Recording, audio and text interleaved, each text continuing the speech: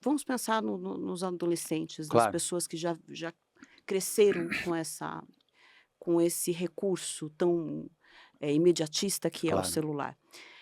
Como a gente se blinda então desse platonismo, desse desejo que toda hora troca de objeto e é sempre inalcançável? Bem, em primeiro lugar, entendendo que, os desejos eles não têm todos o mesmo valor para nós.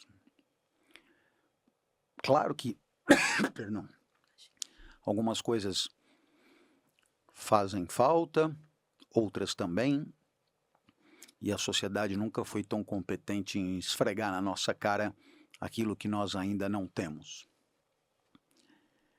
Mas nós ainda temos o direito de ponderar, de problematizar. Alguém pode insistir muito para que eu, me empenhe para ganhar dinheiro, para comprar um apartamento em Miami, viajar de primeira classe para Dubai, comprar uma lancha para pôr não sei aonde, pra não sei, não faltarão ocasiões para me jogar na cara tudo que eu poderia ter, mas não tenho. Só que,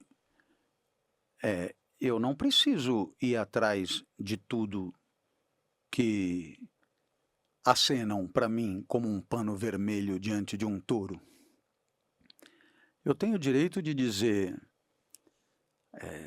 para os meus valores, quer dizer, para o que mais importa para a minha vida, nada disso que você está falando é decisivo, é muito importante. E como a gente não pode ter tudo, então, graças aos meus valores, eu posso fazer uma triagem daquilo que eu não tenho e gostaria de ter e que para mim é de maior importância.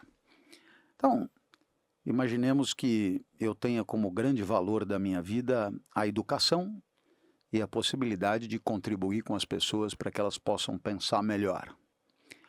Então, tudo aquilo que tiver a ver com o aperfeiçoamento do meu fazer pedagógico, para mim tem um imenso valor.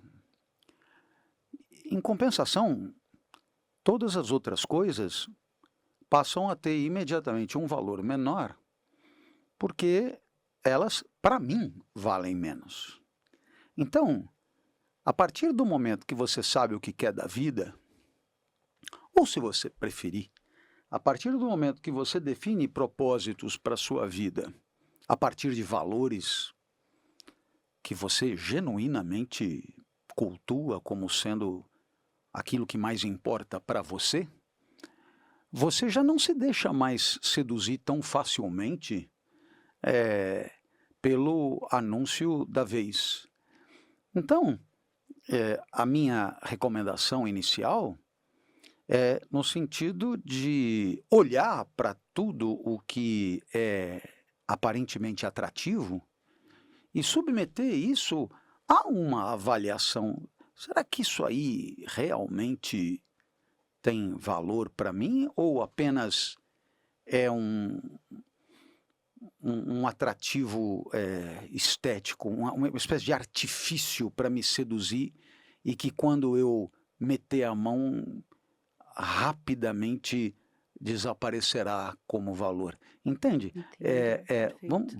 Vamos imaginar que você vá fazer compras em algum centro comercial e ali você tem todos os recursos de marketing, de vendas, etc., para chamar a sua atenção para isso ou para aquilo. E como são competentes, chamam mesmo a atenção. Mas você tem o direito de, ainda do lado de fora da loja, se perguntar, mas espera aí, né? Em que medida não é nem uma questão de precisar, porque precisar,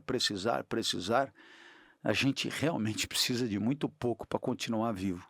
Mas é uma questão de ter valor para você, né? Então, a título de exemplo, eu tenho deficiência visual, então eu não consigo ler um livro em papel, hoje.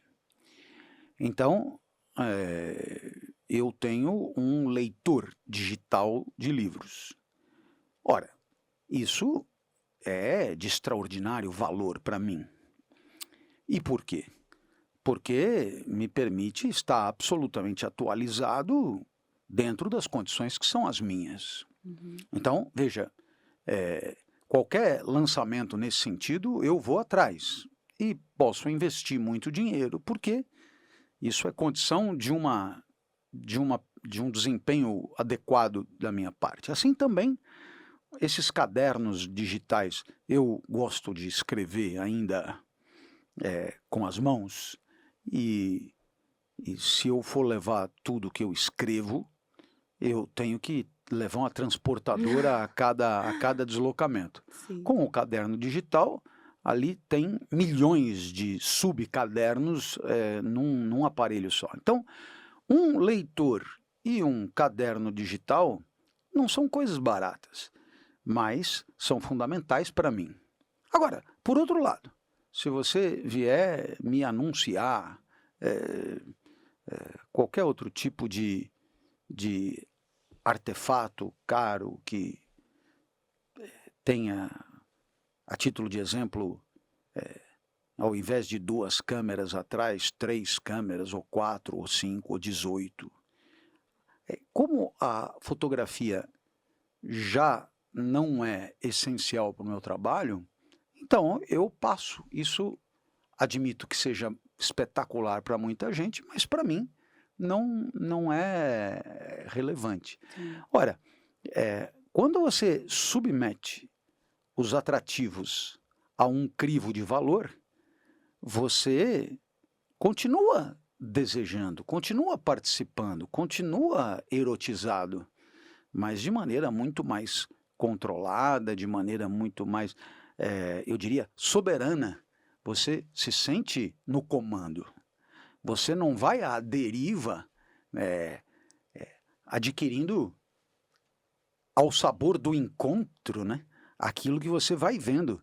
Você faz em função de critérios que são critérios de valor importantíssimos para que você continue, eu diria, no comando da própria vida. Assim também acontece nas relações entre pessoas. Sim, era o que eu estava pensando agora, aplicando todo esse raciocínio É, aos relacionamentos, é, a fidelidade então é o crivo moral que impede que eu avance o sinal diante de milhões de possibilidades, né, porque ela substitui o amor na falta dele, também. claro, você imagina que Ou podemos entender esse por amor erotizado, né.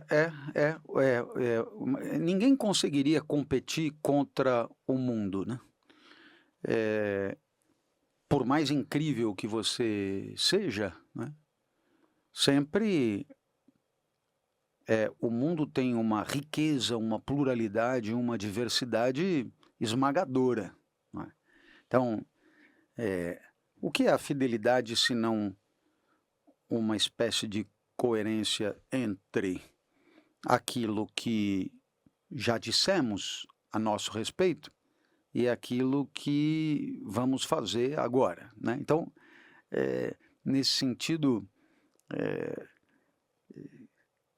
alguém dirá: "Ah, eu sou fiel aos meus sentimentos". Isso é uma grandíssima bobagem, não há fidelidade nenhuma. Você, na verdade, é escravo dos sentimentos, né? A fidelidade é uma virtude moral que pressupõe, muitas vezes, uma vitória sobre os sentimentos. Sim.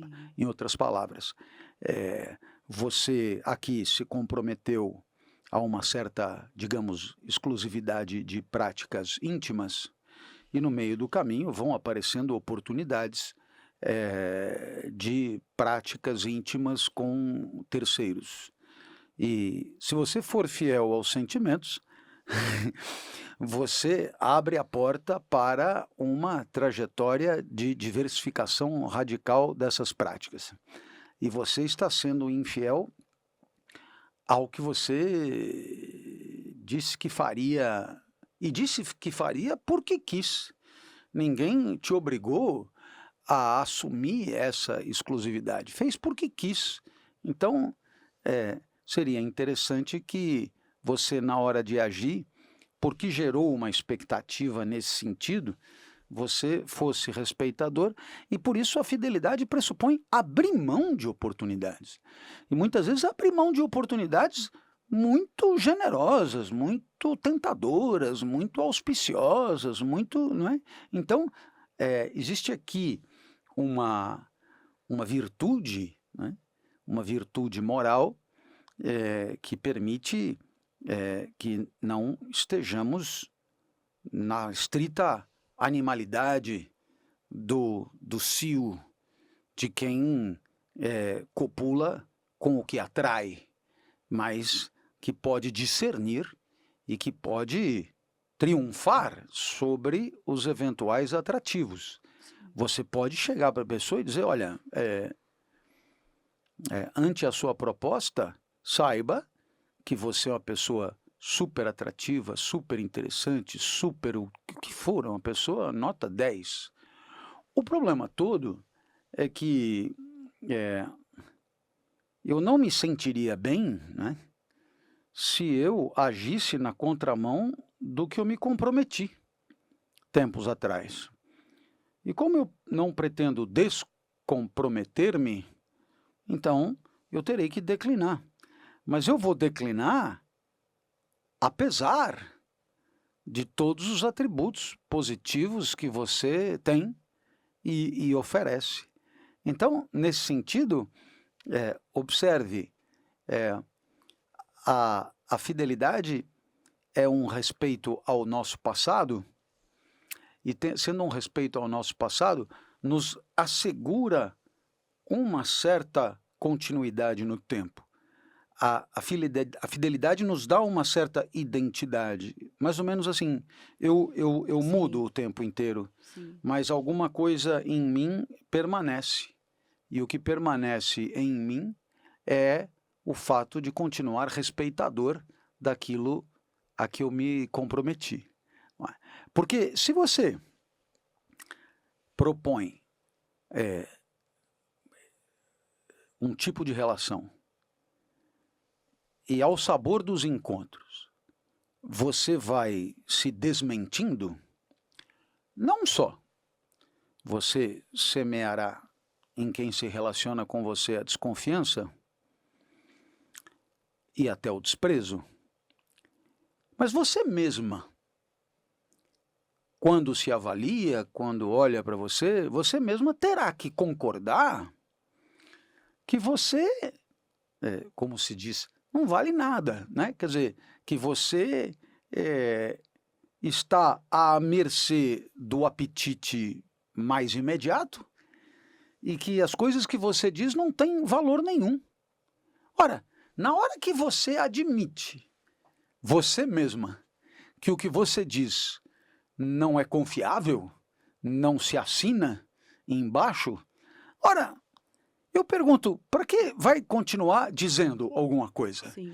Você se anula, né? Você se anula enquanto agente em relação com o mundo. Por quê? Porque você mente, você engana, você ludibria, você falseia, você, né? Então, é melhor ficar quieto, é melhor,